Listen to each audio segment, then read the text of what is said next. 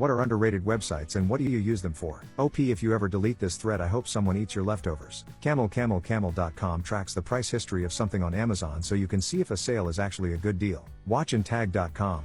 If you binge watch Netflix, this one's for you. This site allows you to get paid for watching Netflix by tagging unreleased content in the correct categories. I do this on the side and make $750 a week. If you have the time for it, I recommend it. Futureme.org. You can use it to send emails to the future you. Been using it for almost 3 years. It helps put into perspective how much has changed over the course of a year. Is there a website that allows me to send an email to past me? I've got a couple things I need to warn me about. Testercareer.com. You get sent free stuff and get paid for it. This site is a list of companies that are always looking for product testers and reviewers. I had a friend that would always do this and made like $30 per product review and got to keep the items too. What was your worst I'm so F moment? Warning, do not read if you are eating, have heart problems, are easily disgusted, or are otherwise unable to handle disgusting things. Super morbidly obese patient was brought in, complaining of severe abdominal and vaginal pain and high fever. Doctor began palpating her abdomen and felt a mass in the lower right quadrant. She was too massive to fit in the ultrasound rooms, so they had to do everything there in the ER. The tech tried to do a regular ultrasound, but it wouldn't penetrate the 700 pounds of fat. So she decided she would have to do a transvaginal ultrasound. The doctor and about 30 nurses lift this woman onto a table and somehow get her into stirrups. This was disgusting enough. Did I mention she was large? The tech started moving the folds of her thighs and her paniculus out of the way. One nursing student on each side to hold thigh flaps and one to hold stomach flap. I was the unlucky effer charged with handing her tools. The doctor had left the room, of course. He told us to just holler when we figured out what the F was going on. So we're yanking on this woman's fat rolls and finally managed to start getting her vagina exposed. Oh my God. The smell. This is the most horrifying thing I've ever been exposed to before or since. Now, I worked for a flower shop growing up. I've been to funeral homes. I've seen bodies in all states of decay. I've hunted. I've fished. My grandparents owned cattle, poultry, and pigs. I've rubbed deer urine all over my face.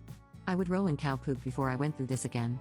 Her inner thighs and the opening of her vagina were weeping this blackish brown, thick fluid. My classmates on either side of her promptly started gagging into their masks. The tech started screaming for me to run and get the peppermint oil. I dove across the theater for the bottle, ran back, and drenched all our masks in the oil. Once we could all breathe again, the tech told me to run for the doctor, that this was an emergency. Okay. I still have no idea what's going on. I can't see past the mountains of fat and the tech, but I do as I'm told. When I finally returned with the doctor, my fellow nursing students were all huddled in the corner with the tech, who looked like she had aged 20 years, in the 10 minutes it took me to come back with the doctor. The doctor walked over and started asking the tech what the hell was going on. Keep in mind, this woman is still in the background screeching about how she wants to get down, and she's hungry, and when are we letting her go home? Somehow, somewhere this woman had found a man desperate enough to F her. The mass in her abdomen? Was the remnants of a placenta. Her body had started rejecting the pregnancy, but because she was so overweight, she never knew she was pregnant, and never realized she was miscarrying. The baby had begun rotting inside her vaginal cavity and the placenta was just floating detached in her uterus.